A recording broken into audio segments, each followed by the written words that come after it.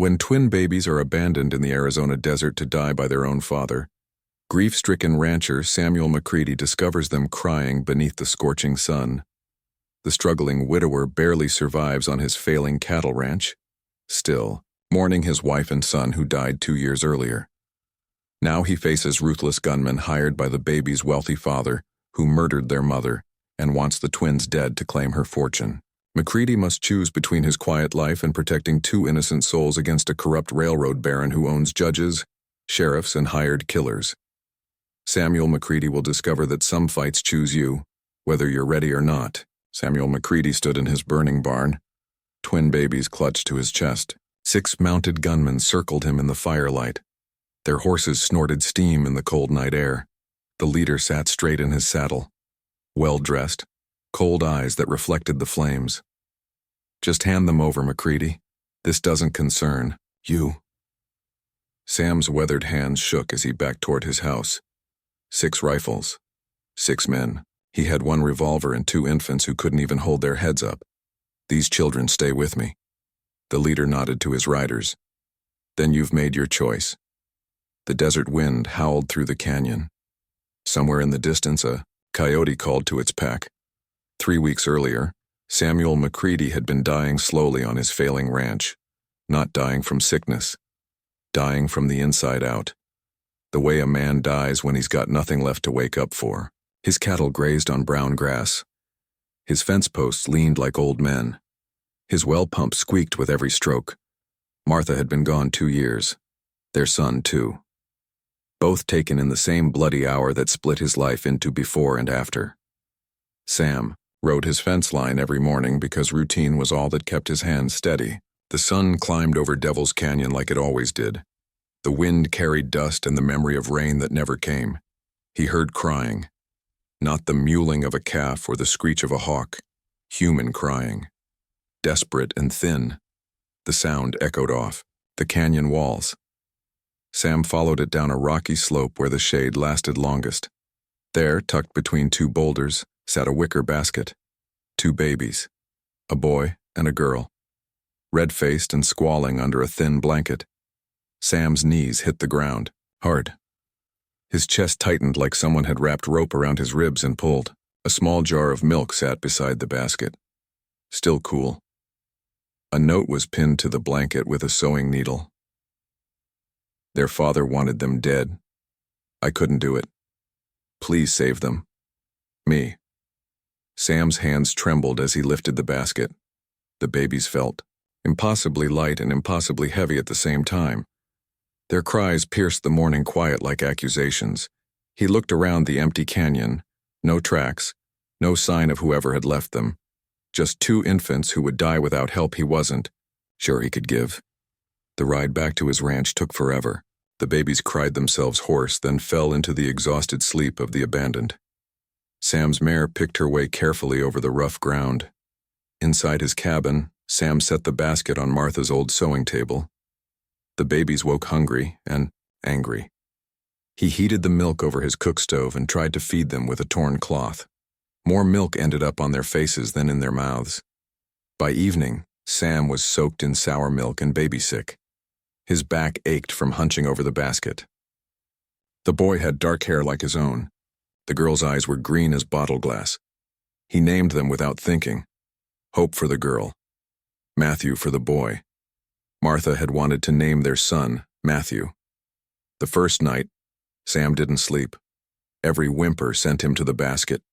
Every silence made him check if they were still breathing. When dawn came, he felt like he'd aged a year. Elena Vasquez arrived 3 days later. She lived on the neighboring ranch with her teenage son, a practical woman who spoke her mind and asked hard questions. Where did they come from? Sam showed her the note. Elena held it up to the light, examining the paper and the handwriting. "This is expensive paper. Look at these clothes." Sam looked. The babies wore simple white gowns, but the fabric was soft as butter. Store-bought, maybe even tailored. "These aren't poor folks' children, Sam." "Does it matter?" Elena folded the note carefully. "Rich people got ways of taking back what they want, even if they threw it away first." That night, Sam sat on his porch with Hope sleeping against his chest. Matthew lay in the basket at his feet. The babies had stopped crying so much. They were starting to trust his clumsy hands. For the first time in 2 years, Sam felt something other than emptiness. Purpose, maybe. Or just the simple weight of being needed. But Elena's words followed him into sleep. Rich people got ways of taking back what they want. In the territorial capital, Cornelius Ashford met with Judge Harrison Wells in a private room above the Silver Dollar Saloon. Ashford wore his grief like an expensive coat, black suit, black band around his arm, eyes red from what everyone assumed was sorrow.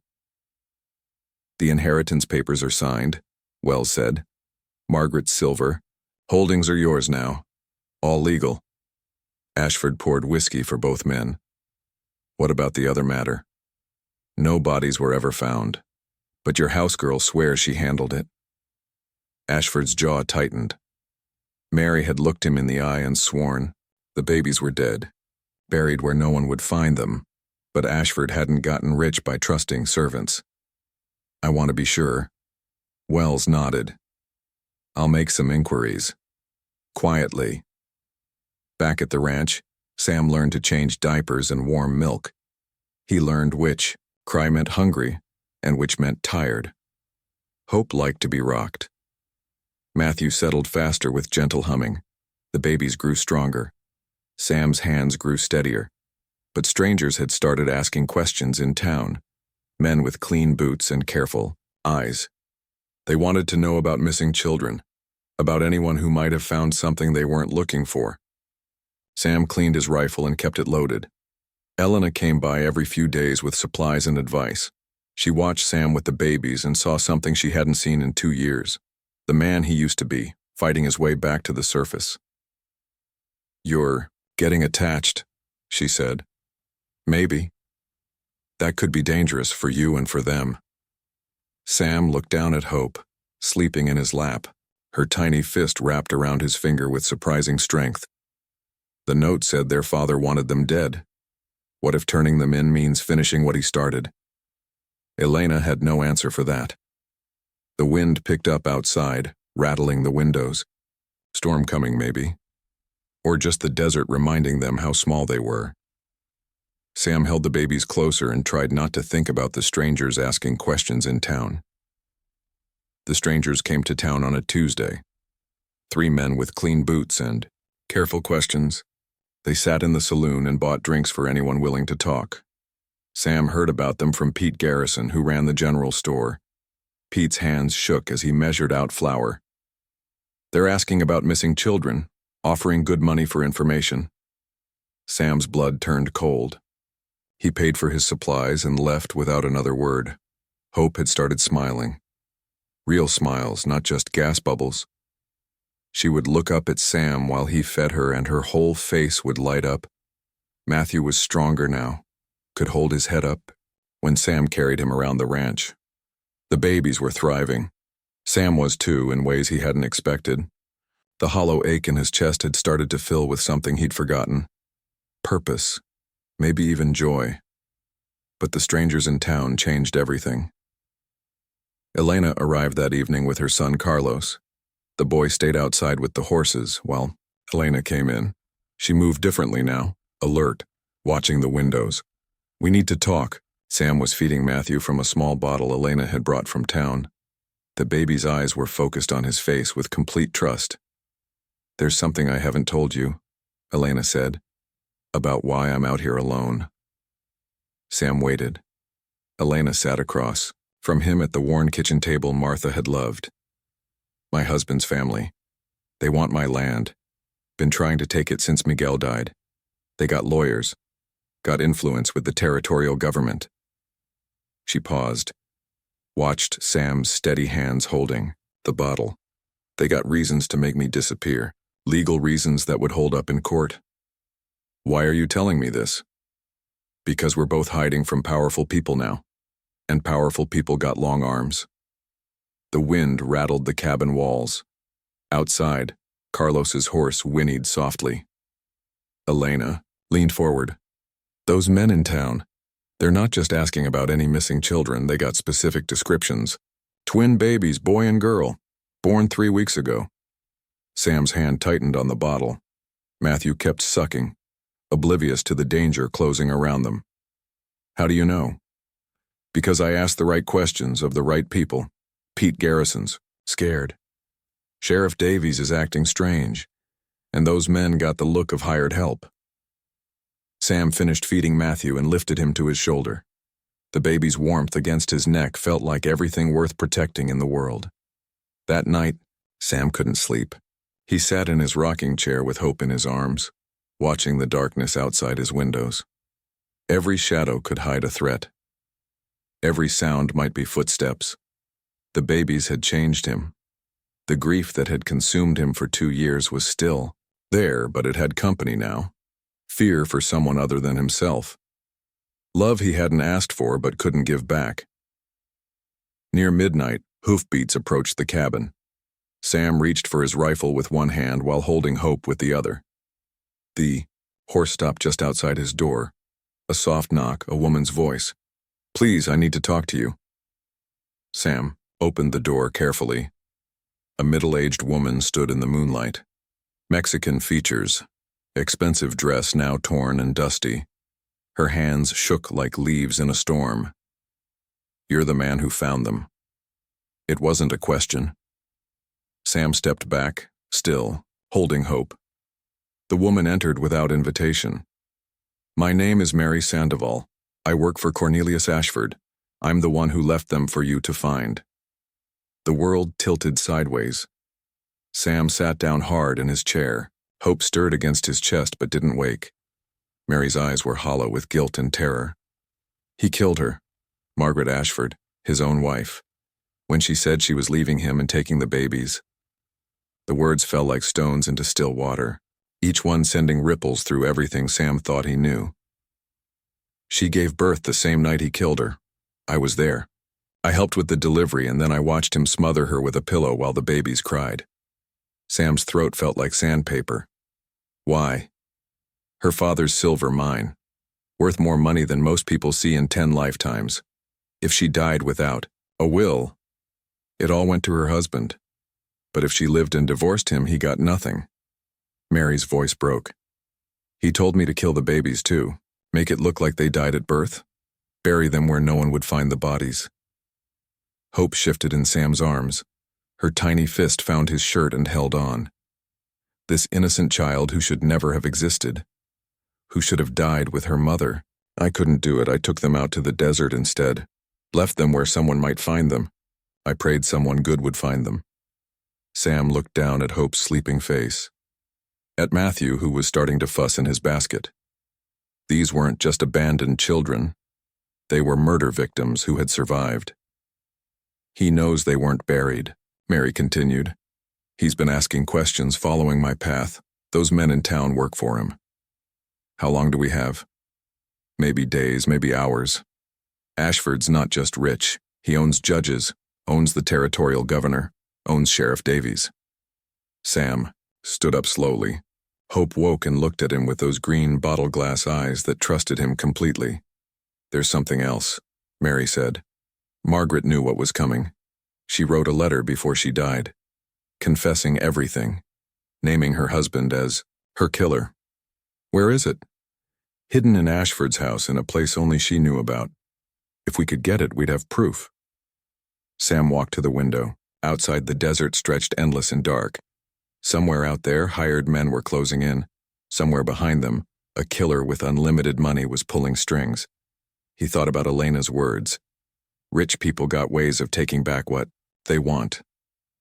Hope made a soft sound and grabbed his finger. Her grip was stronger now than when he'd first found her. She was a fighter, like her mother must have been. "We can't run forever," Sam said to the darkness. Mary nodded. "He'll never stop hunting them, not as long as they're alive to threaten his inheritance." Sam turned back to face her. His decision was made before he'd fully thought it through. Some choices came from the gut, not the head. "Then we don't run. We fight." Outside, the wind carried the scent of rain that might never come. Storm clouds gathered on the horizon, black against the star-filled sky. The desert was vast and unforgiving, but it was also patient.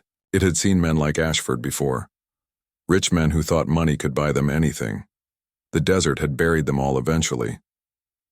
Sam held hope closer and began to plan. Dawn came gray and cold. Sam sat at his kitchen table cleaning his rifle, while the babies slept. Mary had dozed in Martha's old chair, but her eyes stayed watchful even in exhaustion. Elena arrived with the sunrise. She brought supplies and bad news. They're not just asking questions anymore. Sheriff Davies rode out to check homesteads, said he's looking for stolen property. Sam's hands never paused on the rifle barrel. Oil and cloth. Steady motions that kept his mind sharp. How long before they get here? Maybe today. Maybe tomorrow. Mary stirred in the chair. Her face looked older in the morning light, carved by guilt and fear. There's something else about the letter, she said. Margaret hid it in her music box, the one her father gave her. Ashford keeps it in his study like some kind of trophy. Sam looked up from his rifle. You know the house. Every room, every door, every window that sticks. Elena moved to the window. Her eyes swept the horizon like she was reading dangerous weather. This is madness. 3 people against Ashford and all his money. 2 people, Mary corrected. I'm not a fighter. I'm just a woman who made one right choice after a lifetime of wrong ones. Sam stood and walked to the baby's basket.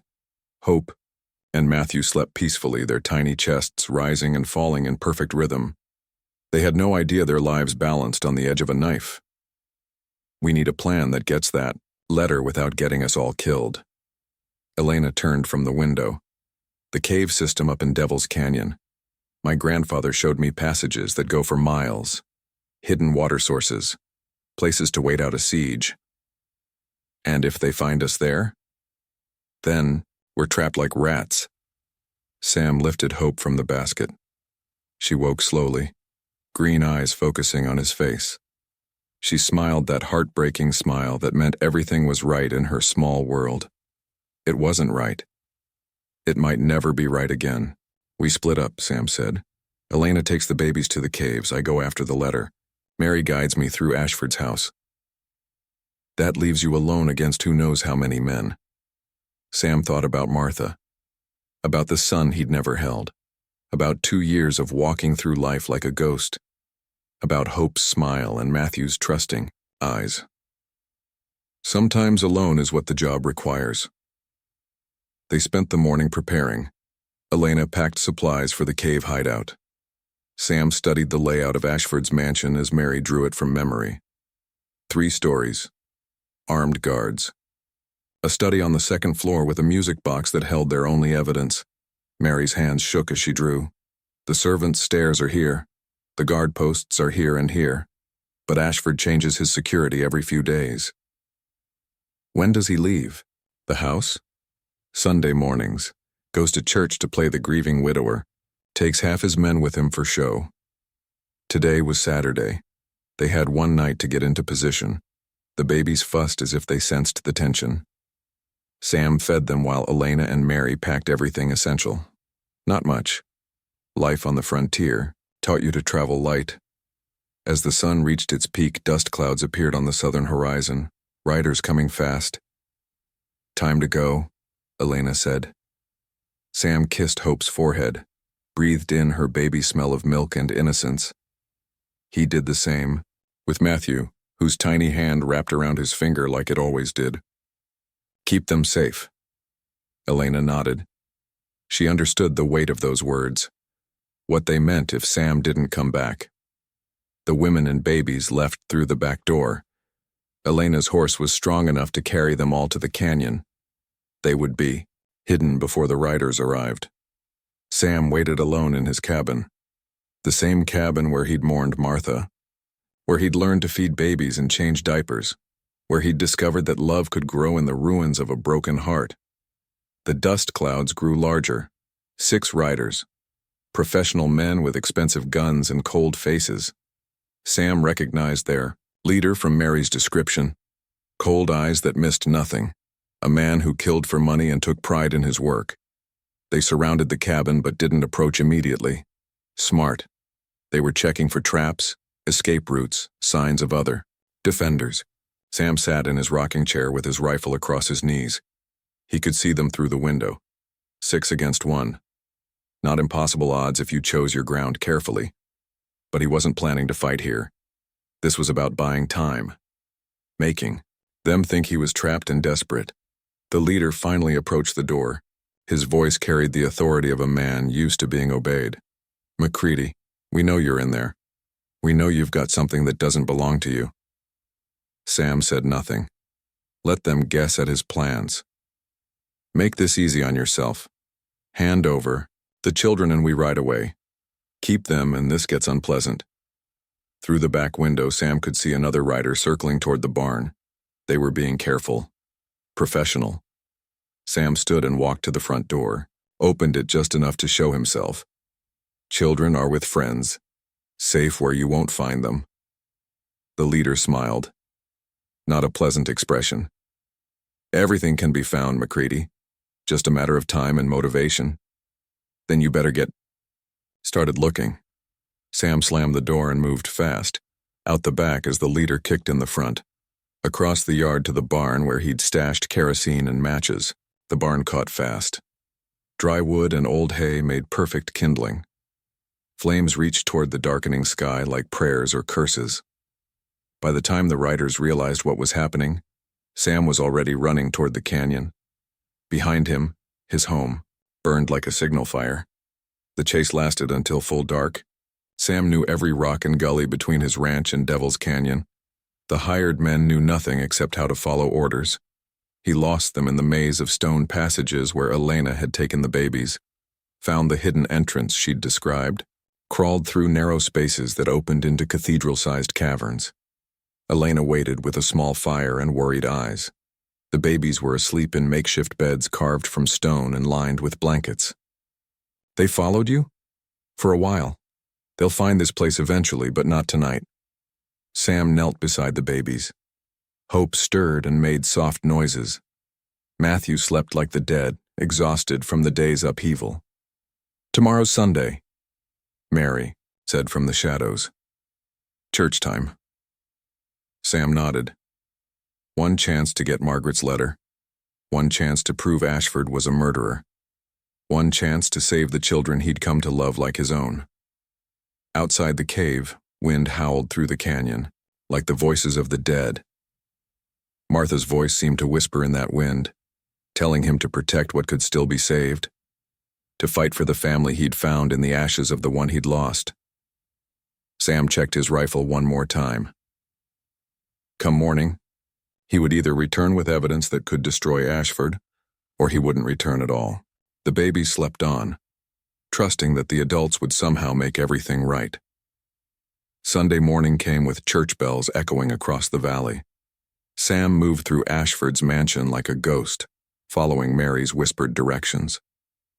The servants, stairs, the second-floor hallway, the study door that opened without a sound. Margaret's music box sat on Ashford's desk like a shrine to his own cruelty. Polished wood, silver hinges, a gift from a father to a daughter who had died for loving the wrong man. Sam's hands shook as he opened it. Inside, beneath the velvet lining, Margaret's letter waited like a prayer for justice. Her handwriting was shaky but clear, every word an accusation, every line a condemnation of the man who had killed her for money. Sam folded the letter carefully and slipped it inside his coat. Evidence that could destroy Ashford. Proof that would save Hope and Matthew. But footsteps in the hallway killed his relief. Ashford's voice carried through the door. "I know you're in there, McCready." The door opened slowly. Ashford stepped inside, flanked by 2 armed men. Well-dressed, confident. A man who had never doubted his own power. "Did you really think I'd leave for church with a thief in my house?" Sam's hand moved toward his gun. Ashford's men were faster. "The letter, please." Sam pulled out Margaret's confession. Ashford took it without looking away from Sam's eyes. My wife was always too sentimental, always writing down her feelings like they mattered. Ashford struck a match and held it to the letter. The paper caught fire and burned to ash in seconds, justice turning to smoke. Now then, about my children. Sam's chest felt hollow. They're not your children. You wanted them dead. I wanted them gone. There's a difference. But circumstances change. Public adoption. A grieving father reclaiming his lost babies. Very touching story. The cold eyes never blinked. Of course, the man who kidnapped them would have to disappear. Can't have complications. Sam thought about Hope's smile, Matthew's trusting grip, Elna waiting in the cave with two babies who would never understand why their protector never came home. They deserve better than you. Ashford nodded to his men. Everyone deserves something. Few get what they want. The gunman stepped forward. Sam closed his eyes and saw Martha's face, heard her voice telling him to fight for what mattered. Then the night exploded with light. Lanterns appeared at every window, dozens of them, voices calling out in the darkness, the sound of many horses, many boots, many people who had finally had enough. Ashford's confidence cracked like ice in spring. What is this? Elena's voice carried from the front yard, strong and clear and backed by an army of the forgotten. Samuel McCready, you in there? Sam smiled for the first time in hours. Right here, Elena. You might want to step outside. Bring any friends with you. Ashford's men looked uncertain. 2 guns against whatever waited in the darkness. Not odds they liked. Through the study window, Sam could see the truth Elena had hidden from him. She hadn't just taken the babies to safety. She had ridden to every ranch, every farm, every workers' camp between here and the territorial capital. Railroad workers who had watched Ashford steal their wages, small ranchers who had lost land to his lawyers, shopkeepers who had been squeezed by his monopolies, families who had been broken by his greed. All of them standing in his front yard with lanterns and rifles and 2 years of accumulated anger. Sheriff Davies rode up with a man Sam didn't recognize. Federal badge on his chest. Real authority that couldn't be bought. Cornelius Ashford, you're under arrest for the murder of Margaret Ashford. Ashford's face went white.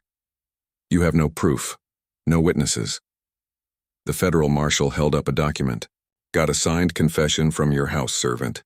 Got testimony from 3 people who saw you threaten your wife. Got enough to hang you twice. Elena appeared in the doorway holding Hope and Matthew. The babies looked around with wide eyes at all the people who had come to save them. Sam took Hope from Elena's arms. The baby smiled and grabbed his finger like she always did, like everything was finally right in her small world. And maybe it was. 6 months later, Sam watched the twins play in Martha's garden. The flowers had finally bloomed after years of neglect. Pink roses climbing the fence, sunflowers tall as a man's shoulders. Elena worked beside him, pulling weeds and planning next year's planting. They had merged their ranches and their lives, bound together by shared purpose rather than passion. Love built on respect and mutual survival. Mary lived with them now, part of their makeshift family. She helped with the babies and never spoke of the past. Some wounds were too deep for words. Elena brought a letter from town, official seal, legal papers that made everything final. Ashford's dead. Sam looked up from the tomato plants he was staking. Elena's face showed no satisfaction, no relief, just tired acceptance of justice finally served. How? Another prisoner, someone whose family he'd destroyed. Sam expected to feel something, satisfaction, relief, the closure that comes with an enemy's defeat. Instead, watching Hope and Matthew laugh in the garden Martha had planted, he felt only emptiness where his hatred used to live. The twins would never know their real parents, their mother who had died protecting them, their father who had tried to kill them for money. Just like Sam would never know his own son, never see Martha's smile in a child's face. But the garden bloomed anyway. Life grew from death. Love found its way through the cracks in a broken heart. Hope toddled over and held up a flower she had picked, a small pink rose with thorns that had scratched her tiny fingers. Sam lifted her into his arms and kissed the scratches better. This was what mattered now, not the past or the future, but this moment, this child, this second chance at being the father he had always meant to be. The desert wind carried the scent of rain across the valley. Real rain this time. Clouds building on the horizon, with the promise of water for the thirsty ground. Sam held Hope close and watched the storm approach. Martha's garden would drink deep tonight. The flowers would grow stronger. Some graves, he whispered to the wind, grow the most beautiful flowers. And that is all to the story for now. Please let me know where you are tuning in from. Perhaps we will create a story there. Consider liking this video and subscribing to our channel. And if you enjoy our content, click this video on your screen. I promise you it's worth watching. See you tomorrow.